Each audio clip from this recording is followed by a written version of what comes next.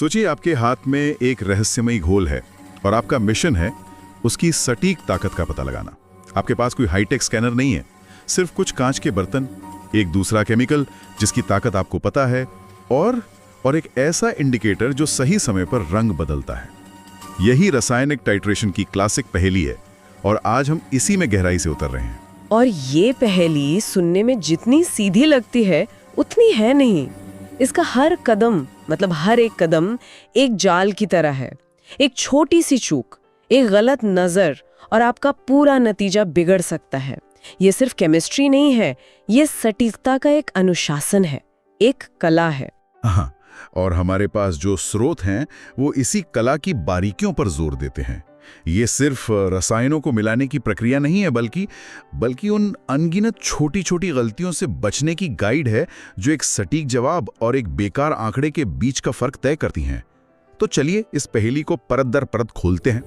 तो सबसे पहली बात जो स्रोतों में उभर कर आती है वो थोड़ी हैरान करने वाली है। वो ये है कि इस हाई प्रिसिशन एक्सपेरिमेंट में सबसे बड़ी गलती अक्सर केमिकल से नहीं बल्कि सिर्फ गंदे कांच के बर्तनों से होती है। ये कुछ ज्यादा ही मामूली नहीं लगता तो है, पर यही सच्चाई है। केमिस्ट्री में आपका सबसे बड़ा दुश्मन अक्सर वो होता है जिसे आप देख भी नहीं सकते। हम यहाँ धूल मिट्टी की बात नहीं कर रहे हैं, हम बात कर रहे हैं उन अदृश्य अशुद्धियों की जो पिछली बार के प्रयोग से रह गई हो या फिर नल के पानी में घुले मिनरल्स की। इसलिए पहला नियम है, अपने उपकरणों पर भरोसा करने से पहले उन्हें हर बाहरी प्रभाव से मुक्त करो। अच्छा, इसीलिए स्रोतों में पहले नल के पानी और फिर डिस्टिल्ड वाटर से धोने पर इतना जोर दिया गया है। डिस्टिल्ड वाटर यानी ऐसा पानी जिसमें से सारे मिनरल्स निकाल दिए गए हों। बिल्कुल, लेकिन असली खेल तो इसके बाद शुरू होता है। मान लीजिए आपने पिपेट को पानी से धोकर सुखा दिया, पर क्या वो वाकई पूरी तरह सूख गया है? अंदर पानी की एक नन्ही सी बूंद भी रह गई तो वो आपके कीमती केमिकल घोल को पतला कर देगी। आपका कंसंट्रेशन घोल का गाढ़ापन वहीं बदल जाएगा और आपकी सारी मेहनत बेकार। अच्छा, तो ये रिंसिंग या खंगालने वाला स्टेप एक तरह का सेफ्टी चेक है। पानी से धोने के बाद आप पिपेट या ब्यूरेट को उसी केमिकल से एक बार फिर खंगालते हैं जिसका आप इस्तेमाल करने वाले हैं। हाँ, इसे आप प्राइमिंग कह सकते हैं। आप उपकरण को उस केमिकल के लिए तैयार कर रहे हैं। आप ये सुनिश्चित कर रहे हैं कि उपकरण के अंदर की दुनिया 100% वैसी ही हो जैसा आपका घोल है, जिसमें पानी की एक बूंद की भी मिलावट ना हो। ये एक छोटा सा कदम है, पर ये अदृश्य दुश्मन यानी डाइल्यूशन या घोल के पतले होने के खतरे को खत्म कर देता है। और स्रोतों में एक और चेतावनी है, टूटे हुए नोजल। ब्यूरेट के नोक अगर थोड़ी सी भी टूटी हो तो वो बूंदों का आकार और गिरने की रफ्तार बदल सकती है। आप कंट्रोल खो देते हैं। सही कहा। टाइट्रेशन में सब कुछ कंट्रोल पर ही तो निर्भर है।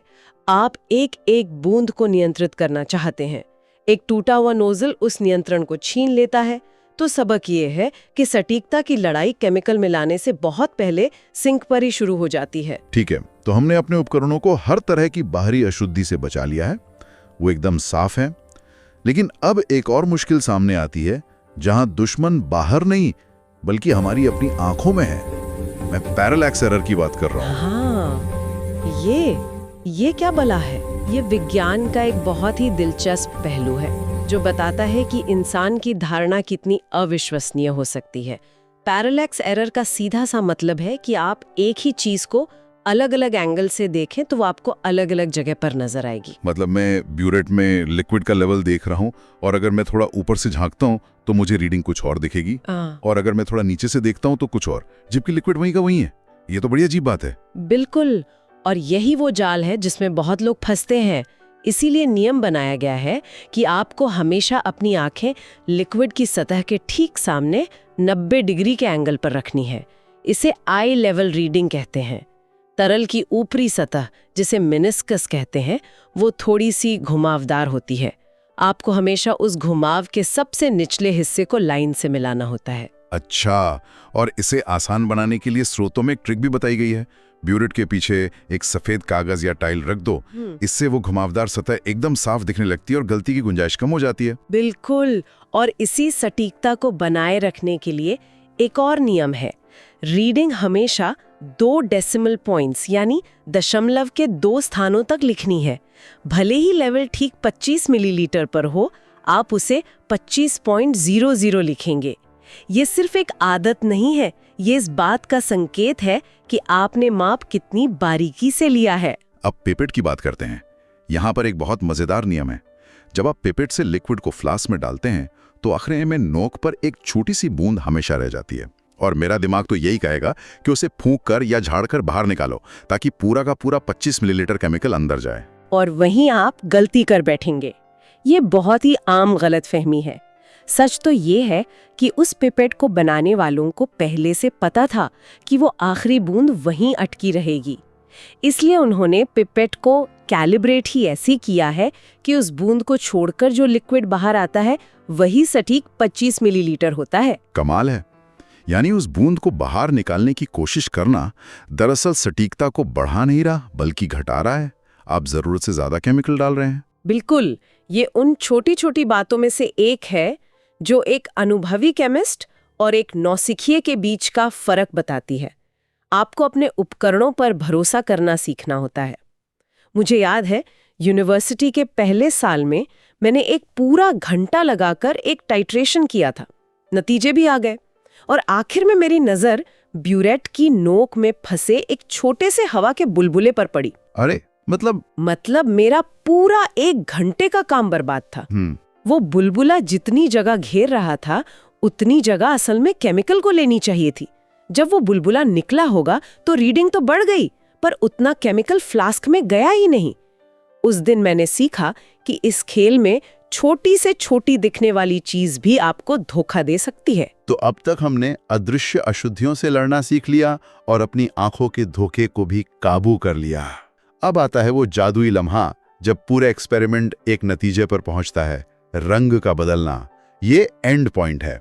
लेकिन ये कैसे तय होता है कि कौन सा इंडिकेटर इस्तेमाल करना है? क्या कोई भी कलर चेंजिंग लिक्विड काम कर जाएगा? केमिकल रिएक्शन एक खास तरह का ताला। आपको सही ताले के लिए सही चाबी चुननी होती है। और ये सही चाबी चुनने का आधार क्या है? स्रोत बताते हैं कि ये एसिड और बेस की ताकत पर निर्भर करता है। सही। इसे सरल भाषा में समझते हैं। हर इंडिकेटर का एक ट्रिगर पॉइंट होता है, एक खास पीएच लेवल जिस पर वो अपना रंग बदलता है। कुछ इंडिकेटर एसिडिक माहौल में ट्रिगर होते हैं तो कुछ बेसिक माहौल में। आपको बस ये देखना है कि आपकी एसिड और बेस की लड़ाई जब खत्म होगी, यानी जब वो एक दूसरे को न्यूट्रलाइज करेंगे, तो उस इक्विवेलेंस पॉइंट पर माहौल कैसा होगा, एसिडिक, बेसिक या न्यूट्रल। अच्छा, तो अगर हम एक स्ट्रॉन्ग एसिड और एक स्ट्रॉन्ग बेस को मिला रहे हैं तो लड़ाई बराबरी की होगी और माहौल न्यूट्रल होगा। इसलिए स्रोत कहते हैं कि यहाँ मेथिल ऑरेंज और फिनोफ्थलीन दोनों काम कर जाते हैं। क्योंकि इस मामले में पीएच में इतना तेज और बड़ा बदलाव आता है कि दोनों इंडिकेटर उसे पकड़ लेते हैं। लेकिन अगर लड़ाई एक स्ट्रॉन्ग एसिड और एक वीक बेस के बीच हो तो कौन जीतेगा? जाहिर है स्ट्रॉन्ग एसिड, तो अंत में माहौल थोड़ा एसिडिक रहेगा। बिल्कुल, और इसीलिए यहाँ आपको वो इंडिकेटर चाहिए जो एसिडिक माहौल में रंग बदलता हो, यानी मेथिल ऑरेंज। फिनोफ्थलीन यहाँ काम नहीं करेगा क्योंकि वो बेसिक माहौल का इंतजार करता रहेगा और तब तक बहुत देर हो चुकी होगी। इसी तरह जब एक वीक एसिड और स्ट्रॉन्ग बेस की लड़ाई होती है तो स्ट्रॉन्ग बेस जीतता है और माहौल बेसिक हो जाता है। वहां फिनोफ्थलीन काम आता है। और सबसे मजेदार केस जब दोनों ही कमजोर हों, एक वीक एसिड और एक वीक बेस। उस स्थिति में कोई नहीं जीतता। वहां पीएच में कोई अचानक तेज बदलाव नहीं आता। बदलाव बहुत धीरे धीरे सुस्ती से होता है। ये एक लाइट स्विच को ऑन ऑफ करने जैसा नहीं, बल्कि एक डिमर को धीरे धीरे घुमाने जैसा है। रंग भी धीरे धीरे बदलेगा और आपको कभी पता ही नहीं चलेगा कि असली एंड पॉइंट कब आया। इसलिए इन दोनों इंडिकेटर से ये टाइट्रेशन हो ही नहीं सकता। ये तो बहुत दिलचस्प है। और रंगों के बारे में भी स्रोतों में एक प्रैक्टिकल टिप दी गई है। फिनोफ्थलीन के साथ काम करते समय बेहतर है कि आप ब्यूरेट में बेस लें और फ्लास्क में एसिड। ऐसा क्यों? ये इंसान की आंखों की साइकोलॉजी से जुड़ा है। आपकी आंखें किसी रंग के गायब होने, जैसे गुलाबी से रंगहीन होने के मुकाबले किसी रंग के पहली बार प्रकट होने को ज्यादा तेजी और सटीकता से पकड़ते हैं। अच्छा। हाँ, रंगहीन से हल्का गुलाबी होना, एक सफेद बैकग्राउंड पर हल्के गुलाबी रंग की पहली झलक को पकड़ना आसान है। ये एक छोटा सा बदलाव है, पर इससे आपके एंड पॉइंट को पहचानने की सटीकता बढ़ जाती है। तो हमने तैयारी कर ली, मापना सीख लिया और सही इंडिकेटर भी चुन लिया। अब इन सबको एक साथ जोड़ते हैं। पर ये सब इतनी मेहनत, इतनी बारीकी, ये सिर्फ केमिस्ट्री लैब्स में ही होता है या हमारी रोजमर्रा की जिंदगी में भी इसका कोई मतलब है? बहुत गहरा मतलब है। टाइट्रेशन सिर्फ एक एकेडमिक प्रयोग नहीं है, ये क्वालिटी कंट्रोल का एक बेहद शक्तिशाली टूल है। आप जो सिरका मतलब विनेगर अपनी रसोई में इस्तेमाल करते हैं, उसकी एसिडिटी कितनी है ये टाइट्रेशन से ही जांची जाती है। अच्छा, मुझे लगा था इसके लिए कोई फैंसी मशीनें होंगी। वाइन इंडस्ट्री में शराब का स्वाद और उसकी उम्र बढ़ाने की क्षमता उसकी एसिडिटी पर निर्भर करती है। वाइन मेकर्स लगातार टाइट्रेशन का इस्तेमाल करके अपनी वाइन की क्वालिटी को मॉनिटर करते हैं।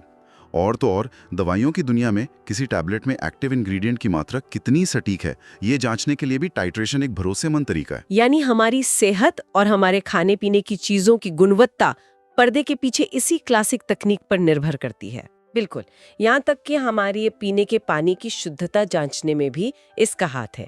पानी में क्लोराइड की मात्रा या उसकी हार्डनेस यानी खारापन, ये सब टाइट्रेशन से पता लगाया जा सकता है। तो अगली बार जब कोई पानी पिए या सलाद में सिरका डाले तो याद रखना चाहिए कि उसकी गुणवत्ता के पीछे शायद किसी केमिस्ट की सटीक टाइट्रेशन की मेहनत है। स्रोतों में एक रफ टाइट्रेशन का भी जिक्र है। ये क्या है? एक तरह का शॉर्टकट? हाँ, आप इसे एक बहुत ही स्मार्ट शॉर्टकट कह सकते हैं। पहली बार में आपको कोई अंदाजा नहीं होता कि एंड पॉइंट कब आएगा, 10 मिलीलीटर पर, 20 पर या 40 पर। तो आप बूंद बूंद करके केमिकल नहीं डालते, आप तेजी से 1-1 मिलीलीटर डालते हैं और एक कच्चा अंदाजा लगा लेते हैं कि रंग लगभग कहाँ बदल रहा है। मान लीजिए 23 और 24 मिलीलीटर के बीच बदला, तो आपको एक बॉल पार्क फिगर मिल गया, एक अंदाजा। सही। अब जब आप अगली बार असली सटीक टाइट्रेशन करेंगे तो आप 22 मिलीलीटर तक केमिकल तेजी से डाल सकते हैं, क्योंकि आपको पता है कि एंड पॉइंट अभी दूर है। और 22 के बाद आप एकदम सावधान हो जाते हैं और बूंद बूंद करके आगे बढ़ते हैं। इससे आपका बहुत सारा समय और केमिकल दोनों बचता है और आपकी सटीकता भी बढ़ती है। ये एक तरह की स्काउटिंग मिशन है असली हमले से पहले। तो हमने देखा कि टाइट्रेशन सिर्फ रसायनों को मिलाने का काम नहीं है, ये एक अनुशासन है जहां हर कदम मायने रखता है। उपकरणों के अदृश्य दुश्मनों से सुरक्षा से लेकर हमारी अपनी आंखों के धोखे को नियंत्रित करने तक और फिर सही केमिकल चाबी चुनने का विज्ञान, सब कुछ जुड़कर एक सटीक नतीजा देता है। और ये हमें एक बहुत दिलचस्प सवाल पर लाकर छोड़ता है। हमने अपनी पूरी चर्चा इस बात पर केंद्रित रखी कि हम रंग के बदलाव को कैसे देखते हैं, लेकिन उन रिएक्शंस का क्या जहां कोई रंग नहीं बदलता, या उन घोलों का क्या जो पहले से ही गहरे रंग के होते हैं, जैसे कोई फ्रूट जूस, वहां आप सटीकता कैसे सुनिश्चित करते हैं? ये तो मैंने सोचा ही नहीं। अगर कोई विजुअल सिग्नल, कोई दृश्य संकेत है ही नहीं, तो आप रुकेंगे कब? ठीक यही सवाल वैज्ञानिकों को माप के दूसरे तरीकों की ओर ले गया। जहां आंखें काम नहीं करती, वहां मशीनें करती हैं। हम होल की बिजली चालन क्षमता मतलब कंडक्टिविटी में होने वाले बदलाव को माप सकते हैं या तापमान में होने वाली मामूली बढ़ोतरी को पकड़ सकते हैं। ये हमें याद दिलाता है कि दृश्य संकेतों से परे भी सटीकता की एक पूरी दुनिया है जो हमें अदृश्य को मापने की ताकत देती है।